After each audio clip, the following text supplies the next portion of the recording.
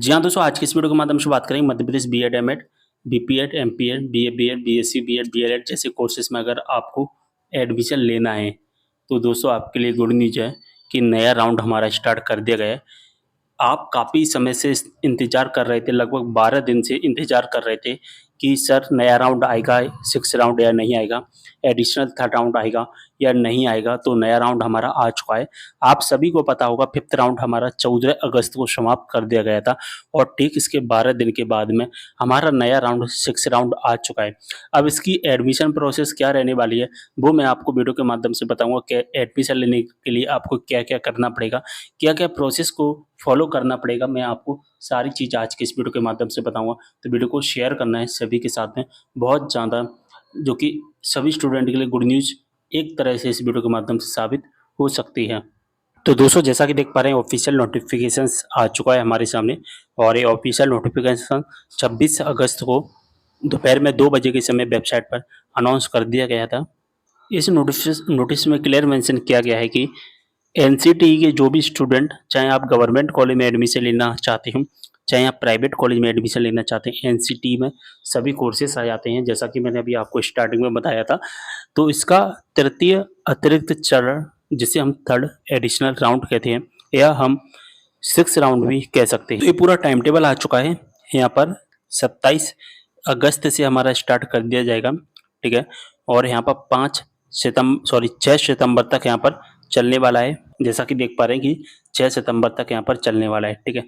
इस नोटिफिकेशन को मैंने टेलीग्राम ग्रुप में प्रोवाइड करा दिया है, तो वहाँ से आप सिंपली इसको डाउनलोड भी कर पाएंगे, ठीक है?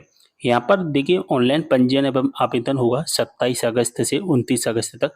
तो एक 27 तारीख, 28 तारीख, 29 तारीख, 3 दिन आप कर पाएंगे यहाँ पर रजिस्ट्रेशन, ठीक है? चॉइस फिलिंग आप कर पाएंगे। अभी रजिस्ट्रेशन किसे करना है, चॉइस फिलिंग करना है, किसे करना है, वो मैं आपको बताऊंगा अभी, ठीक है? इसके बाद वेरिफिकेशन होगा 27 अगस्त से 30 अगस्त तक, यहाँ पर हम वेरिफिकेशंस कर पाएंगे। इसके बाद में हमारी मेरिट लिस्ट आएगी। जो मेरिट लिस्ट होती है, एक होती है हमारी रैंक मेरिट लिस्ट, एक होती है कट ऑफ मेरिट लिस्ट। 1 सितंबर को रैंक मेरिट लिस्ट आएगी, 2 सितंबर को हमारी कट ऑफ लिस्ट आएगी। तो 2 सितंबर को हमें ये पता चलेगा कि हमें कौन सा कॉलेज अलॉट किया गया है। अगर हमें कोई कॉलेज अलॉट कर दिया जाता है, तो 2 सितंबर से लेकर 4 सितंबर तक हमें अपने कॉलेज में जाकर के हमारे समस्त डॉक्यूमेंट, टीसी, माइग्रेशन, ये सभी भौतिक सत्यापन यानी कि वेरिफिकेशंस करवाना होगा। जैसे हम वेरिफिकेशंस करवाएंगे, ठीक है, इसके बाद में पेमेंट करने का लिंक इनिशिएट कर दिया जाएगा और हम फीस भर पाएंगे 6 सितंबर तक, ठीक है?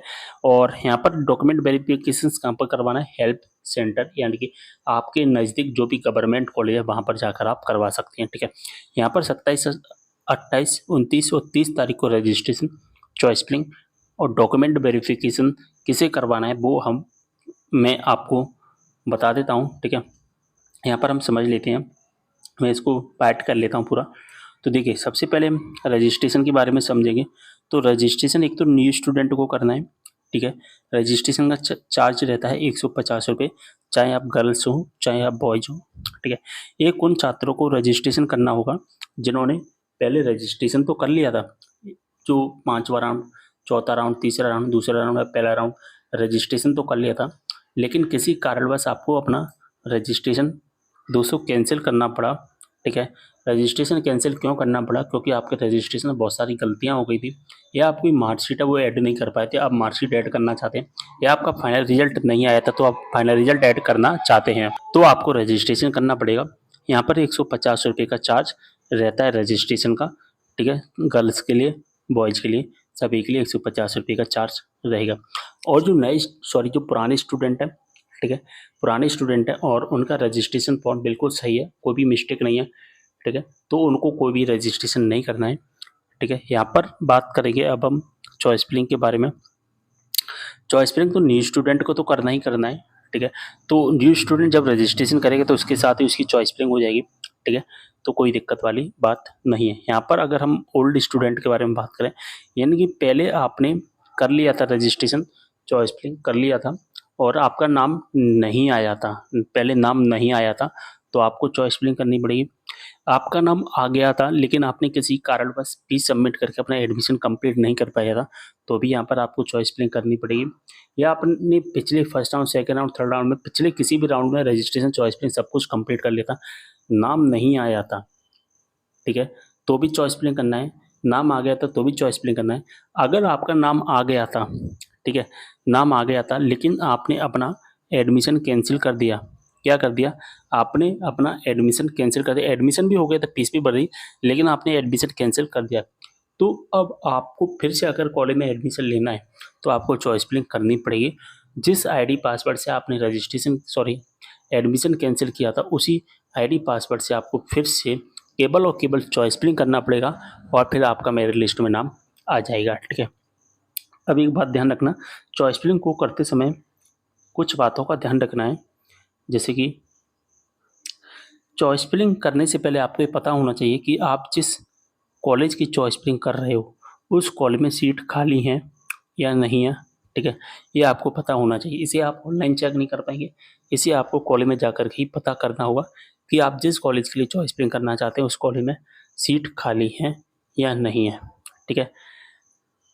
पिछले राउंड का कट ऑफ पता लगाना होगा, तो पिछले राउंड का कट ऑफ भी आपको कॉलेज से ही पता लगेगा। तो आप जिन कॉलेज को चॉइस फिलिंग में रखना चाहते हैं तो इन दोनों चीज़ों का विशेष ध्यान रखना, और ख़ासकर जो प्राइवेट स्टूडेंट हैं जो प्राइवेट कॉलेज में एडमिशन लेना चाहते हैं वो कॉलेज में जा कर के पहले क्या करना, फीस के बारे में सेटलमेंट कर लेना सभी कॉलेज प्राइवेट कॉलेज वाले जो भी टीचर हैं उनसे।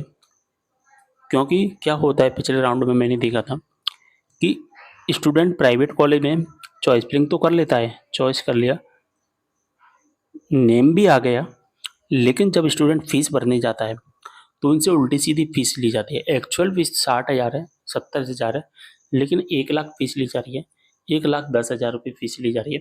इस तरह से उल्टी सीधी फीस ली जाती है। तो पहले ये सभी चीज़ें जो कि कर लेना, जो कि मैंने आपको बताई है चॉइस फिलिंग करने से पहले, जिससे आपको आगे परेशानी नहीं होगी। वेरिफिकेशंस कैसे करना है, तो वेरिफिकेशंस ओल्ड स्टूडेंट को नहीं करना, केवल न्यू स्टूडेंट को जो नया रजिस्ट्रेशन कर रहा है उसे वेरिफिकेशंस करना है। वेरिफिकेशंस ऑटोमेटिक हो जाता है। अगर आपका ऑटोमेटिक नहीं हो रहा है तो आप अपने नियरेस्ट जो भी गवर्नमेंट कॉलेज है उस गवर्नमेंट कॉलेज में जाकर के करवा सकती हैं वेरिफिकेशंस, ठीक है।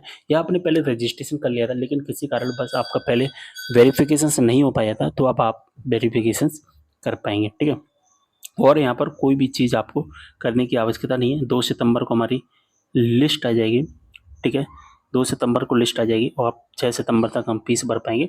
तो जल्दी से एक काम कर लीजिए जो कि मैंने आपको बताए हैं, 27, 28, 29, 30 तारीख को ये सारे काम कर लेने, रजिस्ट्रेशन, चॉइस फिलिंग, वेरिफिकेशन। या आप अगर चॉइस फिलिंग वाले स्टूडेंट है तो केवल चॉइस फिलिंग आप कर लेना। सारी चीज़ समझ में आ गई होंगी। शेयर करना है वीडियो को। मिलते अगले वीडियो में एक और जानकारी के साथ, तब तक के लिए बाय।